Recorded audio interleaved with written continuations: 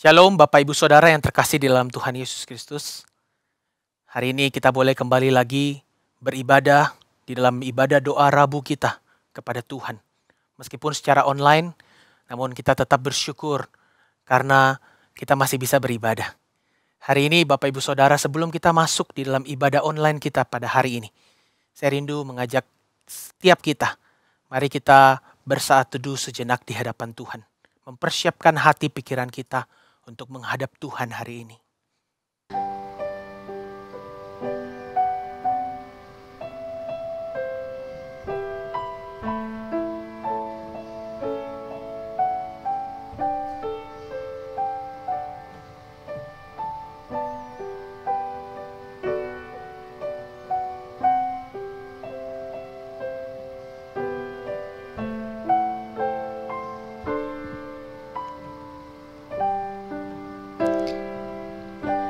Samuel 7 ayat yang ke-22 berkata, "Sebab itu engkau besar ya Tuhan Allah, sebab tidak ada yang sama seperti engkau dan tidak ada Allah selain engkau, menurut segala yang kami tangkap dengan telinga kami."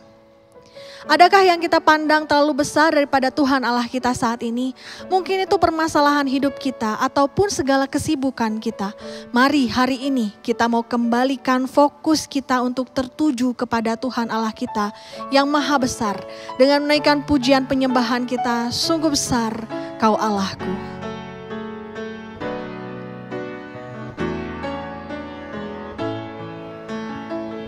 Bila kulihat bintang gemerlapan dan bunyi guru riuhku dengar, ya Tuhanku, tak putus aku heran melihat ciptaanmu yang besar.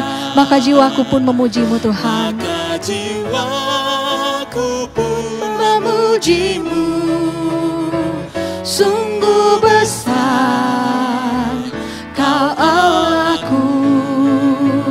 Maka jiwaku pun memuji-Mu, sungguh besar Kau Allahku. Ya Tuhanku, apabila ku renungkan pemberian-Mu dalam penebus.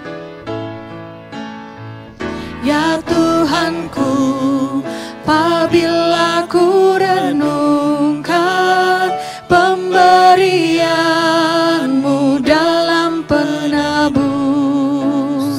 ku tertegun bagiku dicurahkan oleh Putra-Mu, darahnya kudus. Maka jiwaku pun memuji-Mu. Maka jiwaku pun memuji-Mu, sungguh besar Kau Allahku. Maka jiwaku pun memuji-Mu, sungguh besar Kau Allahku. Apabila nanti Kristus memanggilku, sukacitaku amatlah besar. Apabila nanti Kristus memanggilku, sukacitaku amatlah besar.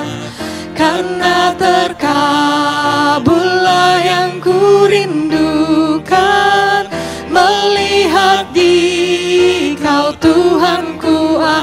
Maka jiwaku pun memuji-Mu Tuhan. Maka jiwaku pun memuji-Mu, sungguh besar Kau Allahku. Maka jiwaku pun memuji-Mu, sungguh besar Kau Allahku. Sungguh besar Kau Allahku. Sungguh besar Kau Allahku. Sekali lagi katakan, sungguh besar ya Kau Allahku. Sungguh besar Kau Allahku.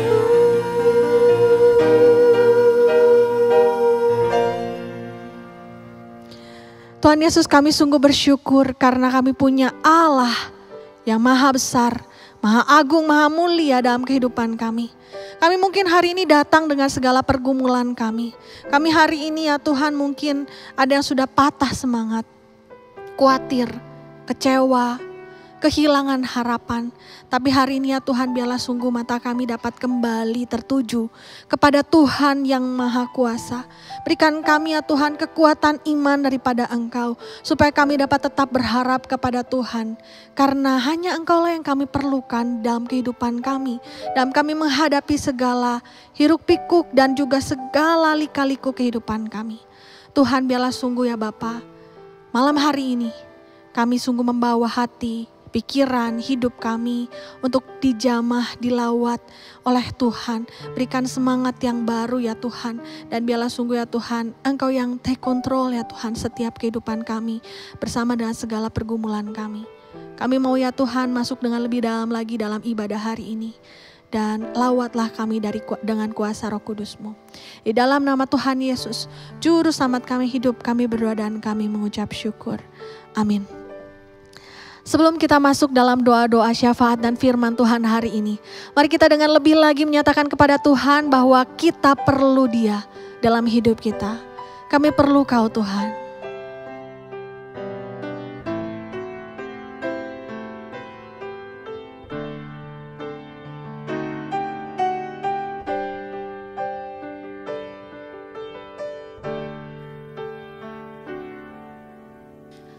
Kemanakah kami mencari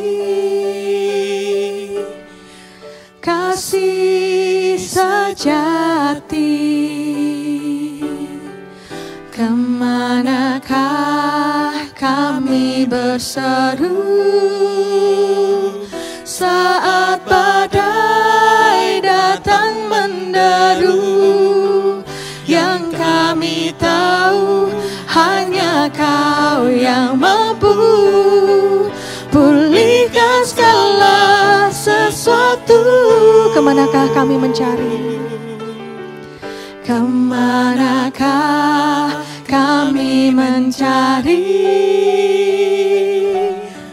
kasih sejati?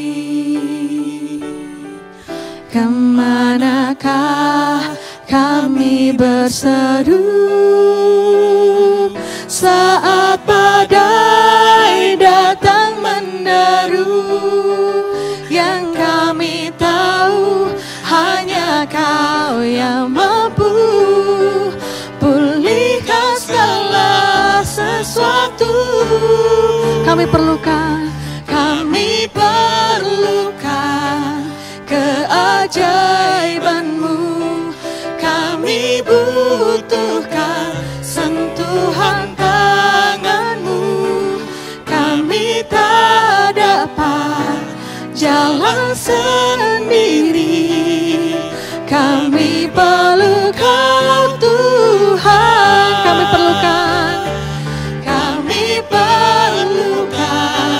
keajaiban-Mu. Kami butuhkan sentuhan tangan-Mu. Kami tak dapat jalan sendiri. Kami perlu Kau Tuhan. Kami perlu Kau Tuhan. Kami perlu Kau Tuhan. Sekali lagi kita katakan, kami perlu Kau Tuhan. Kami perlu Kau Tuhan. Bapak Ibu Saudara yang terkasih di dalam Tuhan, sebelum kita memulai firman Tuhan kita pada hari ini, saya mengajak kita untuk berdoa sejenak. Tuhan, kami bersyukur untuk firman-Mu yang masih terus ada dan kami dengarkan pada hari ini. Ketika firman-Mu diberitakan kepada kami, berikan kami telinga yang mau mendengar firman-Mu, tangan dan kaki yang mau mengerjakan firman-Mu, sehingga Tuhan mendapati kami sebagai anak-anak yang menyenangkan hati Tuhan dan yang melakukan firman Tuhan di dalam hidup kami. Berkasih setiap kami Tuhan, apapun kondisi pergumulan kami saat ini, firman-Mu meneguhkan dan menguatkan setiap kami. Di dalam nama Tuhan Yesus Kristus kami sudah berdoa. Amin. Bapak Ibu Saudara yang terkasih di dalam Tuhan, Firman Tuhan hari ini terambil di dalam Roma pasal yang ke-8 ayat yang ke-18 sampai dengan ayat yang ke-25. Roma pasal yang ke-8 ayat yang ke-18 sampai dengan ayat yang ke-25. Demikianlah firman Tuhan. Sebab aku yakin bahwa penderitaan zaman sekarang ini tidak dapat dibandingkan dengan kemuliaan yang akan dinyatakan kepada kita. Sebab dengan sangat rindu seluruh makhluk menantikan saat anak-anak Allah dinyatakan. Karena seluruh makhluk telah ditaklukkan kepada kesia-siaan. Bukan oleh kehendaknya sendiri, tetapi oleh kehendak Dia yang telah menaklukkannya. Tetapi dalam pengharapan, karena makhluk itu sendiri juga akan dimerdekakan dari perbudakan kebinasaan dan masuk ke dalam kemerdekaan kemuliaan anak-anak Allah. Sebab kita tahu bahwa sampai sekarang segala makhluk sama-sama mengeluh dan sama-sama merasa sakit bersalin. Dan bukan hanya mereka saja, tetapi kita yang telah menerima karunia sulung roh, kita juga mengeluh dalam hati kita sambil menantikan pengangkatan sebagai anak, yaitu pembebasan tubuh kita. Sebab kita diselamatkan dalam pengharapan. Tetapi pengharapan yang dilihat bukan pengharapan lagi. Sebab bagaimana orang masih mengharapkan apa yang dilihatnya. Tetapi jika kita mengharapkan apa yang tidak kita lihat, kita menantikannya dengan tekun. Sampai sedemikian jauh firman Tuhan hari ini. Berbahagialah setiap kita, orang-orang yang didapati Tuhan, sebagai orang-orang yang melakukan firman Tuhan di dalam kehidupan kita. Bapak Ibu Saudara yang terkasih di dalam Tuhan Yesus Kristus, berbicara tentang penderitaan. Saya yakin setiap kita di dalam dunia ini pasti pernah mengalaminya. Dan memang Bapak Ibu Saudara, kalau bisa kita jujur, penderitaan itu tidak bisa kita hindari di dalam hidup kita. Apalagi kita jauhkan di dalam kehidupan kita. Ketika kita melihat kondisi belakangan ini, virus corona yang semakin merajalela di negara kita, bahkan di dunia ini, banyak sekali orang yang merasakan penderitaan. Banyak sekali orang yang akhirnya begitu menderita akibat virus daripada corona ini. Dan kalau Bapak Ibu Saudara melihat penderitaan ini ternyata dialami oleh semua orang tanpa kecuali. Dengan konteks yang berbeda-beda. Bahkan baik orang Kristen maupun orang yang di luar Kristen pun mengalami yang namanya penderitaan. Kalau kita melihat di dalam surat Paulus yang tadi kita baca, pun Paulus menyatakan bahwa memang semua makhluk akan mengalami yang namanya mengeluh, kesakitan, penderitaan itu ketika berada di dalam dunia ini. Namun Bapak Ibu Saudara, bagaimana Paulus memberikan kita perspektif tentang penderitaan? Bapak Ibu Saudara, dalam gambaran besar surat Roma pasal yang ke-8 ini kita melihat bahwa Paulus ini mendeskripsikan hubungan antara hidup oleh roh dan pengharapan akan kemuliaan anak-anak Allah. Ada satu relasi antara hidup oleh roh dengan pengharapan akan kemuliaan anak-anak Allah. Hidup oleh roh itu bukan hanya berbicara hidup dipimpin oleh Roh Kudus. Tetapi hidup oleh roh itu juga berbicara kita menghidupi hidup yang memiliki arah pengharapan yang pasti. Karena Roh Kudus memimpin dan menuntun kehidupan sampai akhir hidup kita. Bapak Ibu Saudara, inilah yang menjadi sebuah kepastian hidup orang Kristen. Meskipun di dalam penderitaan yang harus kita alami di dalam hidup ini. Namun tetap ada selalu harapan. Bapak Ibu Saudara, di dalam perikop yang kita baca, itu dimulai di ayat yang ke-18. Dimulai dengan sebuah kata, sebab aku yakin. Sebab. Kata sebab itu berarti sebuah kata yang konklusi dari sebuah pernyataan. Pernyataan yang mana? Pernyataan yang ada di atas ayat ini. Yaitu di ayat ke-17 yang menyatakan bahwa kita sebagai pengikut Kristus menjadi ahli warisnya Tuhan di dalam penderitaannya. Bapak Ibu Saudara, ini menjadi satu rahasia penting di dalam perjalanan kehidupan orang-orang Kristen. Bahwa berbicara tentang keserupaan dengan Kristus itu bukan hanya berbicara tentang kita akan dipermuliakan bersama dengan Kristus. tetapi juga berbicara tentang kita serupa dengan Kristus dalam hal penderitaan. Yang menuliskan surat ini kita tahu dengan jelas, yaitu adalah Paulus. Bapak Ibu Saudara, Paulus adalah orang yang paling banyak mempunyai pengalaman dalam penderitaan. Di dalam 2 Korintus pasal yang ke-11 ayat yang ke-23 sampai dengan yang ke-27. Paulus sempat menuliskan penderitaan yang pernah dilaluinya dan dialaminya ketika ia harus menjadi pengikut Kristus. Ia pernah mengalami jerih lelah yang begitu capeknya minta ampun. Ia keluar masuk penjara. Ia sering kali dipukul. Dan sering kali ia dalam bahaya maut. Tidak sering ia dilempari batu. Mengalami kapal karam. Semalam-malaman terkatung-katung di tengah laut. Ia sering kali mengalami kelaparan. Kedinginan. Dan begitu banyak yang membenci dia karena ia seorang pengikut Kristus. Namun orang seperti ini adalah orang yang menuliskan di ayat yang ke-18 di dalam Roma pasal yang ke-8. Orang seperti ini yang menuliskan bahwa dia dengan sangat yakin menyatakan bahwa penderitaan yang dialaminya itu tidak akan sebanding dengan kemuliaan yang akan dinyatakan kepadanya. Bapak Saudara, inilah perspektif pertama yang diajarkan Paulus. Bagaimana kita melihat penderitaan yang tidak mungkin hilang di dalam kehidupan ini. Yaitu penderitaan hanyalah sementara. Selama kita hidup di dalam dunia ini, penderitaan itu hanya sementara. Paulus tidak hanya mengarahkan matanya kepada penderitaan yang dialaminya. Paulus tidak hanya memfokuskan matanya kepada banyak hal yang dialaminya yang membuat ia menderita.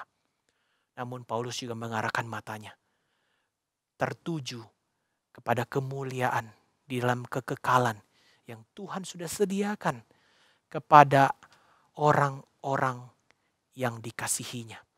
Yang tekun, yang teguh, terus berjalan di dalam menjalani kehidupan meskipun banyak penderitaan yang dilalui.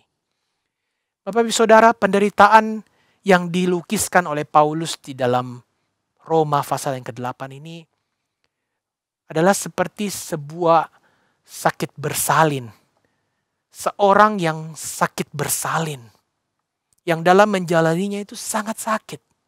Saya yakin dan percaya Bapak Ibu Saudara, terutama mama-mama yang pernah mengalami yang namanya bersalin, itu sangat mengerti apa artinya sakit yang sangat ketika bersalin. Namun tetap dijalani. Mengapa tetap dijalani? Karena ada sebuah harapan di akhir daripada bersalin itu. Bahwa nanti akan lahir seorang anak yang menjadi sukacita menggantikan kesedihan dan kesakitan yang dialami selama bersalin.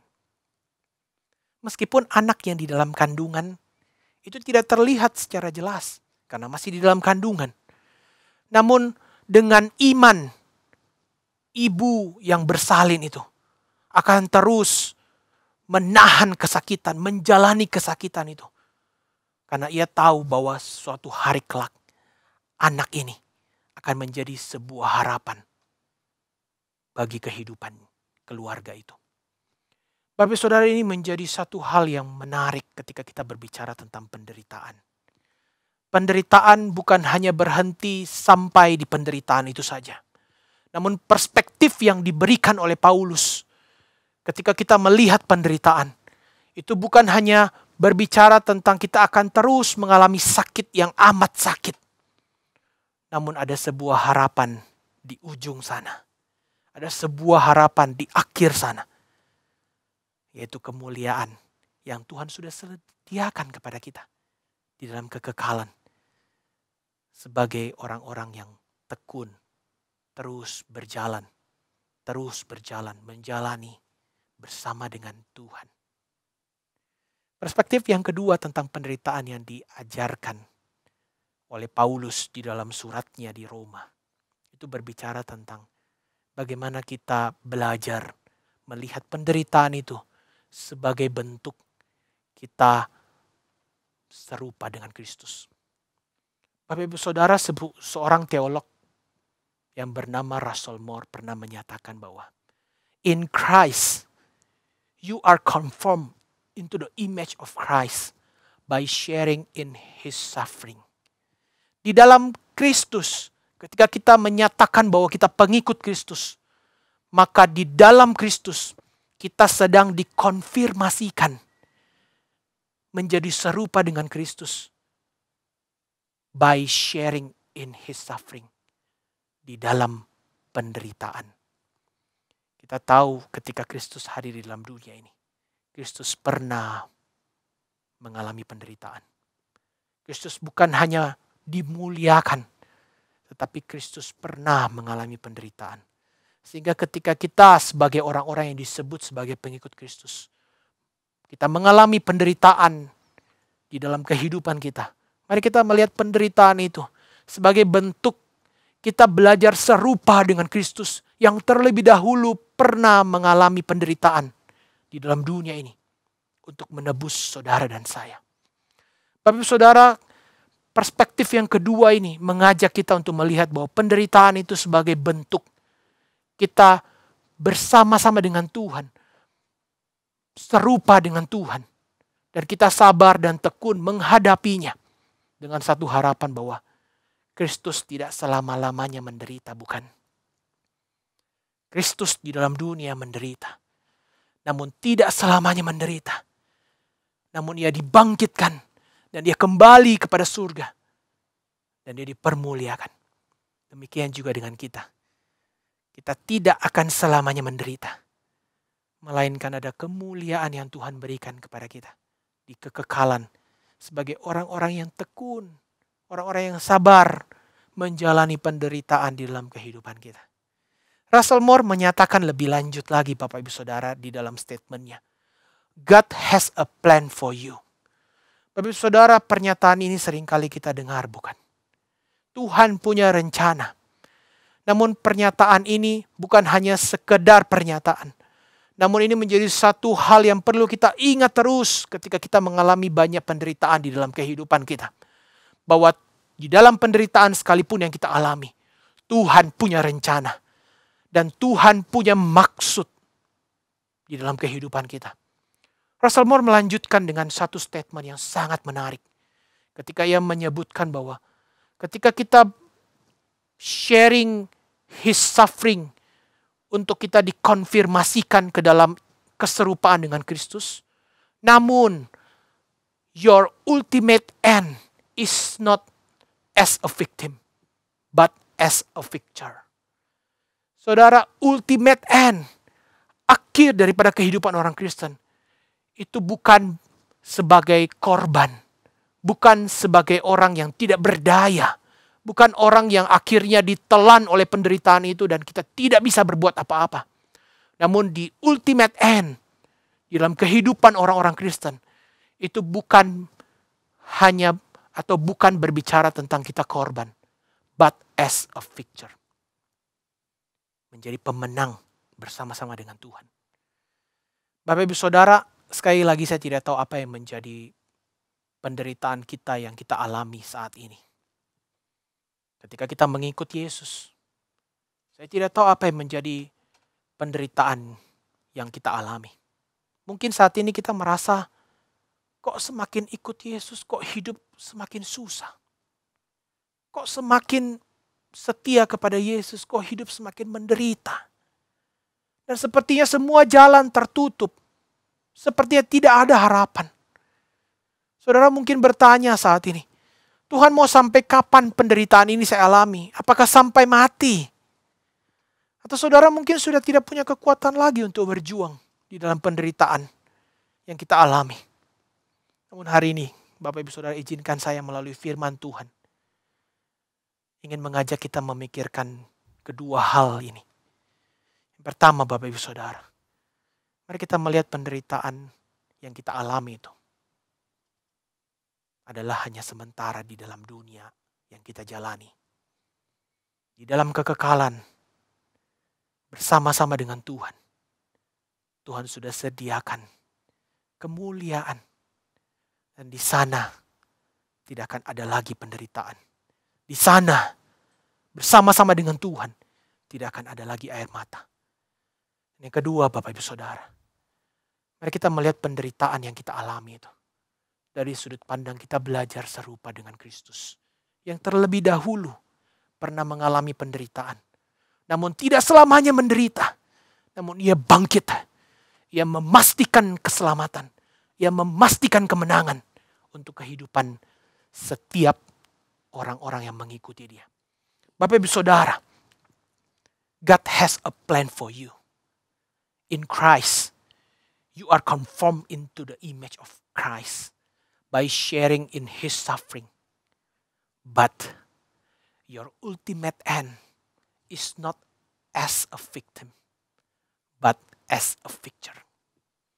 Saudara, mari kita beriman bahwa di dalam penderitaan yang kita alami, di ujung sana, di akhir sana, kita bukan korban, namun kita menjadi pemenang. Karena Kristus sudah memastikan pengharapan di dalam hidup kita.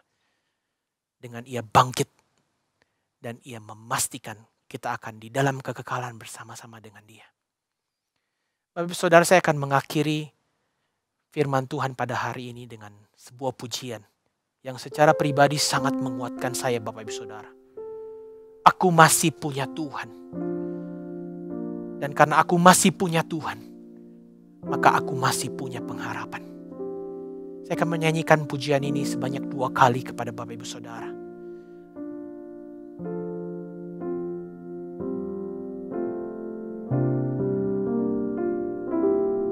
Aku masih punya Tuhan, punya pengharapan.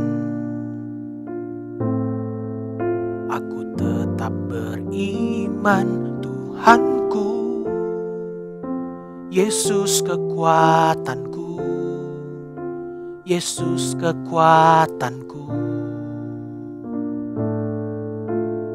Aku masih punya Tuhan. Sekali lagi, mari bersama-sama naikkan pujian ini dengan iman kita, Bapak Ibu Saudara. Katakan, aku masih punya Tuhan, punya pengharapan. Aku tetap beriman, Tuhanku, Yesus kekuatanku, Yesus kekuatanku. Aku masih punya Tuhan. Mari kita berdoa, Bapak Ibu Saudara.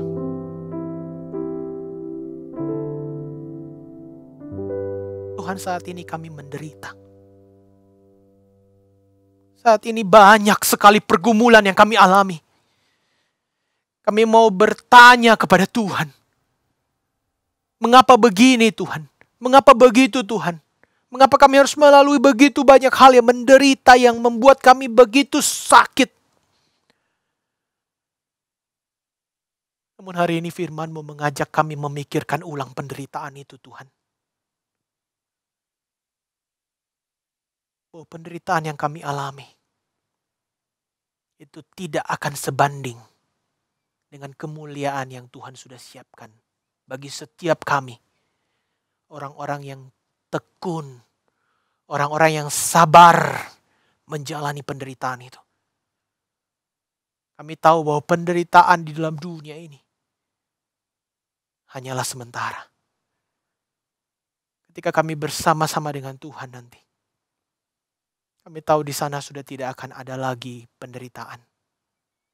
Di sana sudah tidak akan ada lagi air mata. Dan bahkan ketika kami masih di dunia sekalipun, ketika kami mengalami penderitaan demi penderitaan, kami tahu bahwa pengharapan kami tidak akan mungkin hilang. Karena Roh Kudus-Mu telah Engkau berikan kepada setiap kami yang menuntun kehidupan kami di dalam arah pengharapan yang pasti. Kami bersyukur firman-Mu juga mengingatkan kepada kami untuk melihat bahwa ketika kami mengalami penderitaan, kami sedang belajar serupa dengan Kristus. kalau Kristus dulu pernah mengalami penderitaan. Kami sebagai pengikut Kristus, kami bukan hanya belajar di dalam kemuliaan yang nanti akan diberikan kepada kami, tapi kami belajar bagaimana kami juga menderita sama seperti Kristus menderita. Namun di akhir daripada hidup kami tahu satu hal, kami tidak akan pernah jadi korban saja, melainkan kami akan menjadi pemenang, karena Kristus sudah memastikan pengharapan kemenangan itu kepada kami. Tuhan tolong kami saat ini. Tuhan tolong setiap jemaat-Mu saat ini. Di dalam segala pergumulan yang dialami. Di dalam segala sakit yang mungkin sulit untuk diucapkan saat ini. Kami percaya Roh Kudus-Mu yang menghiburkan setiap kami. Roh Kudus-Mu yang menguatkan tangan dan kaki kami untuk terus berjalan dan akan terus berjalan di dalam satu pengharapan akan kemuliaan Tuhan. Terima kasih Tuhan. Di dalam nama Tuhan Yesus Kristus kami sudah berdoa. Amin. Bapak Ibu Saudara, hari ini saya akan mengajak kita untuk berdoa beberapa pokok doa. Namun sebelum kita berdoa bersama-sama di dalam syafaat kita, saya rindu mengajak kita menaikkan pujian ini sekali lagi. Pujian yang telah saya nyanyikan tadi Bapak Ibu Saudara. Mari dengan iman kita katakan bahwa aku masih punya Tuhan. Dan kalau aku masih punya Tuhan, aku pasti punya pengharapan. Aku masih punya Tuhan, punya pengharapan. Aku tetap beriman Tuhanku, Yesus kekuatanku, Yesus kekuatanku. Aku masih punya Tuhan. Amin. Bapak Saudara, pokok doa yang pertama, mari kita berdoa untuk kondisi bangsa dan negara kita di Indonesia. Kita tahu berita akhir-akhir ini penambahan kasus COVID yang terus bertambah. Mari kita berdoa untuk para pemimpin kita. Tuhan berikan hikmat kepada setiap pemimpin kita untuk membuat sebuah kebijakan yang tepat untuk menekan penyebaran virus corona di seluruh daerah Indonesia. Kita juga berdoa untuk para dokter. Kita tahu dokter, perawat, tenaga kesehatan itu menjadi garda terdepan yang paling mudah kena virus ini. Mari kita berdoa untuk mereka. Untuk Tuhan berikan kekuatan. Tuhan berikan hikmat. Tuhan berikan kesehatan. Kalau Bapak Ibu Saudara mengingat dokter, perawat atau tenaga kesehatan yang mungkin adalah keluarga Bapak Ibu Saudara. Atau saudara ingat dokter itu, perawat itu. Mari hari ini kita mendoakan mereka. Mari kita berdoa. Bapa, kami berdoa untuk kondisi negara kami. Akibat daripada virus corona ini. Tuhan, kami tidak tahu sampai kapan virus ini. Namun kami mau belajar berdoa, menyerahkan semuanya di dalam tangan-Mu. Karena kami tahu bahwa tidak ada satupun yang terjadi tanpa sepengetahuan Tuhan. Tuhan, kami berdoa untuk negara kami. Kami berdoa untuk para pemimpin kami. Tuhan berikan hikmat untuk boleh memikirkan, mengambil sebuah kebijakan yang tepat untuk boleh menekan penyebaran virus corona di seluruh Indonesia. Kami juga berdoa untuk para tenaga kesehatan, perawat, dokter. Mereka mungkin lelah saat ini Tuhan. Mereka mungkin sangat capek. Tuhan kuatkan mereka. Tuhan hiburkan mereka. Tuhan yang berikan hikmat kepada mereka boleh menyembuhkan, memulihkan orang-orang yang sudah terpapar virus. Dan Tuhan lindungi setiap tenaga-tenaga kesehatan agar mereka boleh terhindarkan daripada virus corona yang merajalela saat-saat ini. Kiranya Engkau dengar doa kami Tuhan. Di dalam nama Tuhan Yesus Kristus kami sudah berdoa. Amin. Berikutnya Bapak Ibu Saudara, mari kita berdoa untuk proses vaksinasi di negara kita. Kita berdoa semoga semua boleh berjalan dengan baik. Boleh maksimal dan merata di seluruh daerah di Indonesia. Kita juga berdoa yang kedua untuk ketersediaan vaksin. Mari kita berdoa Tuhan berikan hikmat kepada para pemimpin kita untuk bisa menyediakan vaksin yang paling tepat dan yang paling baik. Menyiapkan vaksinasi untuk seluruh rakyat Indonesia. Mari kita berdoa untuk pokok doa ini. Tuhan, kami berdoa untuk vaksinasi yang sudah dilakukan di negara kami. Kami rindu Tuhan melalui vaksinasi yang dilakukan untuk seluruh rakyat Indonesia. Itu boleh menekan virus ini dan boleh memberantas virus ini daripada negara kami. Kami berdoa Tuhan berikan hikmat kepada para pemimpin untuk menyediakan vaksin yang paling baik untuk menjadi imun tubuh bagi seluruh rakyat Indonesia. Kami juga berdoa untuk proses vaksinasi yang dilakukan di seluruh daerah di Indonesia. Tuhan, kami berdoa semoga semuanya boleh merata. Semua rakyat Indonesia boleh mendapatkan vaksin. Dan kami boleh terhindarkan daripada virus ini. Kiranya Engkau dengar doa kami Tuhan. Di dalam nama Tuhan Yesus Kristus kami sudah berdoa. Amin. Yang terakhir Bapak Ibu Saudara, saya mengajak kita untuk berdoa. Secara khusus kita tahu bahwa ekonomi saat ini sangat tidak baik. Kita mengalami pergumulan ekonomi. Mungkin Bapak Ibu Saudara mengalami pergumulan kesehatan yang bukan COVID. Namun kesulitan untuk mendapatkan perawatan yang baik. Mungkin saudara juga sekarang sedang mengalami pergumulan keluarga. Mari kita berdoa minta memohon kepada Tuhan. Memohon belas kasihan Tuhan. Mari kita berdoa sejenak di hadapan Tuhan.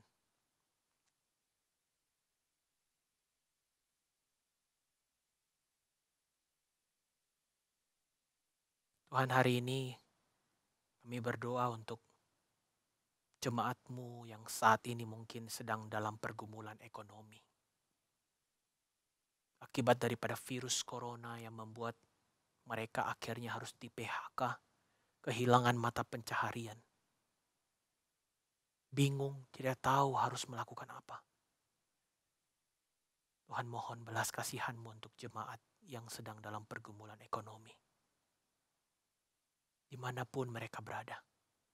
Kami tahu bahwa lawatan Tuhan untuk mereka. Kami berdoa Tuhan juga yang mencukupkan segala kebutuhan setiap jemaat-Mu yang sedang dalam pergumulan ekonomi. Kami percaya bahwa Engkau Tuhan yang mencukupkan kami. Karena Engkau Tuhan yang peduli akan hidup kami. Kami juga berdoa untuk jemaat-Mu yang mungkin saat ini sedang dalam pergumulan kesehatan. Sedang mengalami sakit yang bukan corona. Namun sekarang sangat sulit untuk mendapatkan perawatan di rumah sakit. Mungkin sekarang jemaat-Mu itu terpapar di rumah. Diranjang. Tidak berdaya. Oh Tuhan, mohon belas kasihan-Mu kepada jemaat-Mu. Mohon belas kasihan-Mu tercurah menyembuhkan jemaat-Mu. Kami percaya Engkau dokter dari segala dokter. Dengan cara-Mu yang ajaib, Engkau mampu menyembuhkan kami. Engkau mampu memulihkan kami. Berikan kami jemaat-Mu hati yang sabar untuk terus berharap kepada Tuhan. Kami juga berdoa untuk jemaat-Mu yang mungkin saat ini sedang dalam pergumulan permasalahan keluarga. Ada komunikasi yang tidak berjalan satu dengan yang lainnya. Ada banyak pertengkaran-pertengkaran yang terjadi. Oh Tuhan, Engkau adalah sang kepala keluarga. Kiranya Engkau memberikan hikmat kepada setiap anggota-anggota keluarga. Dengan hati dan pikiran yang jernih. Boleh menyelesaikan setiap permasalahan keluarga. Tuhan, kami tahu bahwa ketika kami berdoa, tak satu pun doa kami yang Tuhan lewatkan. Kami percaya dengan iman kami. Setiap doa yang kami panjatkan kepada Engkau, Engkau sudah dengar. Kami menantikan jawaban Tuhan. Yang kami tahu satu hal, jawaban dari Tuhan. Itulah jawaban yang terbaik di dalam hidup kami. Terima kasih Tuhan. Di dalam nama Tuhan Yesus Kristus kami sudah berdoa. Amin. Bapak Ibu Saudara, saya mengajak kita untuk bangkit berdiri bersama-sama. Kita akan mengakhiri ibadah kita hari ini dengan kita menerima berkat daripada Tuhan. Kiranya kasih setia anugerah, rencana yang tidak pernah salah daripada Allah Bapa untuk setiap hidup kita. Dan kiranya keselamatan yang sudah dipastikan oleh Yesus Kristus, yang memastikan kita punya pengharapan, meskipun kita harus mengalami penderitaan demi penderitaan di dalam kehidupan kita. Dan kiranya Allah Roh Kudus yang menuntun langkah demi langkah di dalam hidup setiap kita. Mulai daripada hari ini, akan terus menyertai dan memberkati setiap kita. Sampai selama-lamanya. Amin. Silakan duduk kembali Bapak Ibu Saudara. Silakan mengambil saat teduh sejenak di hadapan Tuhan. Tuhan Yesus memberkati.